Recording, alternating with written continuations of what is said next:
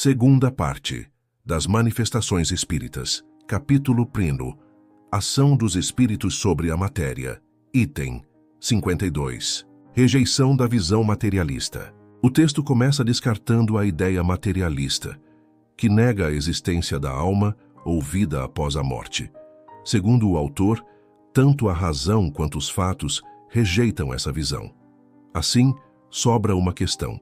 Será que a alma pode se manifestar para os vivos após a morte? Sobre a possibilidade da manifestação dos espíritos, a dúvida principal é: por que seres inteligentes, que vivem ao nosso redor de forma invisível, não poderiam dar algum sinal de sua presença? Pelo simples raciocínio, isso não seria impossível. Só de não ser impossível já é um ponto a favor da ideia. A crença universal e histórica. O autor destaca que acreditar em manifestações espirituais é algo comum em todos os povos e épocas. Uma crença tão universal e duradoura dificilmente existiria sem motivo. Livros sagrados e personagens históricos das religiões também aceitavam essa possibilidade, sendo que só recentemente, com o avanço do ceticismo e do materialismo, essa ideia foi tratada como superstição. Exemplo: praticamente todas as culturas possuem relatos de espíritos ou aparições, seja em lendas indígenas, contos africanos, tradições orientais ou crenças ocidentais, mostrando que o tema sempre esteve presente na humanidade. O papel da ignorância sobre o assunto. Apesar dessas crenças e argumentos, muita dúvida existe por causa da falta de conhecimento sobre o que são os espíritos e como eles poderiam se manifestar. Vivemos em uma época em que se busca explicações para tudo. Se as pessoas soubessem mais sobre os espíritos e sobre como esses fenômenos podem acontecer, veriam as manifestações como algo natural. Exemplo: a eletricidade, antes de ser compreendida, também era considerada mistério ou superstição por muitos. Hoje faz parte do nosso dia a dia. Reflexão. O texto nos convida a analisar sem preconceitos o tema da manifestação dos espíritos. Ele mostra que, em vez de eliminar essa possibilidade apenas por falta de provas materiais, devemos perceber que a crença nisso é antiga e quase universal. Muitas vezes, o que nos impede de aceitar certos fenômenos é a ignorância sobre sua natureza, e não a existência ou não deles. Assim como já fizemos em outros campos do conhecimento, é preciso buscar compreender antes de rejeitar, pois, ao adquirir conhecimento, o que parecia estranho pode passar a ser visto como algo natural. Item 53. A ideia que geralmente se faz dos espíritos torna a princípio incompreensível o fenômeno das manifestações. Elas não podem ocorrer sem a ação do espírito sobre a matéria. Por isso, os que consideram o espírito completamente desprovido de matéria perguntam, com aparente razão, como pode ele agir materialmente. E nisso precisamente está o erro. Porque o espírito não é uma abstração, mas um ser definido, limitado e circunscrito. O espírito encarnado é a alma do corpo. Quando o deixa pela morte, não sai desprovido de qualquer envoltório. Todos eles nos dizem que conservam a forma humana, e, com efeito, quando nos aparecem é sob essa forma que os reconhecemos. Observamo-los atentamente no momento em que acabavam de deixar a vida. Acham-se perturbados. Tudo para eles é confuso. Veem o próprio corpo perfeito ou mutilado, segundo o gênero de morte. Por outro lado, veem a si mesmo e se sentem vivos. Alguma coisa lhes diz que aquele corpo lhes pertencia e não compreendem como possam estar separados. Continuam a se ver em sua forma anterior, e essa visão provoca em alguns, durante certo tempo, uma estranha ilusão. Julgam-se ainda vivos. Falta-lhes a experiência desse novo estado para se convencerem da realidade. Dissipando-se esse primeiro momento de perturbação, o corpo lhes aparece como velha roupa de que se despiram e que não querem mais. Sentem-se mais leves e como livres de um fardo. Não sofrem mais as dores físicas e são felizes de poderem elevar-se e transpor o espaço, como faziam muitas vezes em vida nos seus sonhos. Ao mesmo tempo, apesar da falta do corpo, constatam a inteireza da personalidade.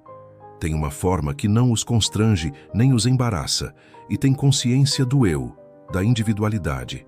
Que devemos concluir disso? Que a alma não deixa tudo no túmulo, mas leva com ela alguma coisa. Em 54. Numerosas observações e fatos irrecusáveis, de que trataremos mais tarde, demonstraram a existência no homem de 3 componentes. Primeiro, a alma ou espírito, princípio inteligente em que se encontra o senso moral. Segundo, o corpo, invólucro material e grosseiro de que é revestido temporariamente para o cumprimento de alguns desígnios providenciais. O perispírito, invólucro fluídico, semimaterial, que serve de liame entre a alma e o corpo. A morte é o encerramento, ou melhor, a desagregação do envoltório grosseiro, que a alma abandona, que chamamos de corpo. O outro envoltório desprende-se e vai com a alma, que dessa maneira tem sempre um instrumento. Este último, embora fluídico, etéreo, vaporoso, invisível para nós em seu estado normal, é também material, apesar de não termos até o presente podido captá-lo e submetê-lo à análise. Este segundo envoltório da alma ou perispírito existe, portanto, na própria vida corpórea. É o intermediário de todas as sensações que o espírito percebe e através do qual o espírito transmite a sua vontade ao exterior, agindo sobre os órgãos do corpo.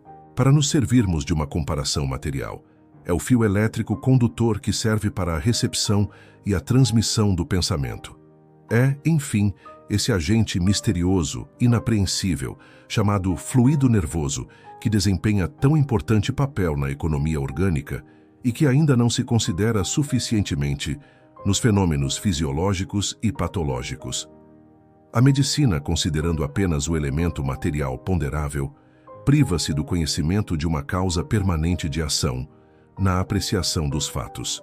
Mas não é aqui o lugar de examinar essa questão. Lembraremos somente que o conhecimento do perispírito é a chave de uma infinidade de problemas até agora inexplicáveis.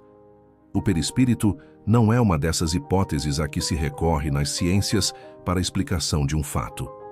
Sua existência não foi somente revelada pelos espíritos, pois resulta também de observações, como teremos ocasião de demonstrar. Por agora, e para não antecipar questões que teremos de tratar, nos limitaremos a dizer que, seja durante a sua união com o corpo ou após a separação, a alma jamais se separa do seu perispírito. Item 55. 1. O que é o espírito? O texto explica que, muitas vezes, se diz que o espírito é como uma chama ou centelha, algo ligado ao princípio intelectual e moral, sem forma definida. Ou seja, quando falamos do espírito puro, não conseguimos imaginar uma aparência física tradicional. Exemplo, é como tentar dar uma forma à ideia de inteligência ou bondade. São conceitos, não objetos visíveis. 2. O papel do perispírito. Apesar disso, cada espírito está sempre revestido por um invólucro chamado perispírito. Esse casulo, ou envoltório, existe em todos os níveis de evolução do espírito e vai ficando mais sutil e etéreo à medida que o espírito se purifica e sobe na hierarquia espiritual. Exemplo, pense no vapor d'água. Quanto mais quente, mais invisível ele fica. O perispírito também se torna cada vez mais leve à medida que o espírito evolui. 3. Espírito e forma. Na nossa compreensão, sempre associamos o espírito a alguma forma, justamente por causa do perispírito. Não conseguimos imaginar o espírito sem essa ideia de envolvimento, pois é o que permite que ele se manifeste. 4. Função do perispírito. O perispírito faz parte do espírito, assim como o corpo faz parte do ser humano. Porém, o perispírito não pensa por si só. Ele é apenas o instrumento pelo qual o espírito age, do mesmo modo que o corpo é o instrumento para nossas ações físicas. Exemplo, uma caneta não escreve sozinha, ela só funciona guiada por uma mão. O perispírito é como essa caneta para o espírito, um meio, não o agente pensante. Reflexão final. O texto mostra que a ideia de espírito está sempre unida à de forma por causa do perispírito, que serve de meio para o espírito se manifestar. Sem o perispírito, não conseguiríamos nem conceber a existência do espírito, assim como não conseguimos imaginar uma pessoa sem um corpo. Mas não devemos confundir. O perispírito é como uma roupa do espírito, fundamental para sua atuação, mas que não pensa sozinha. Esse conceito ajuda a compreender melhor como as manifestações espirituais podem acontecer e por que precisamos de um meio, mesmo sutil, para sentir ou perceber a presença dos espíritos. Compreender essa diferença pode abrir caminho para uma reflexão mais madura e menos mística sobre a vida espiritual. Que a seara bendita do esclarecimento fortaleça você, seguidor fiel de nossos vídeos, nos aprendizados edificantes. Se gostou da aula, curta, compartilhe e comente. Sigamos nos estudos. Até breve.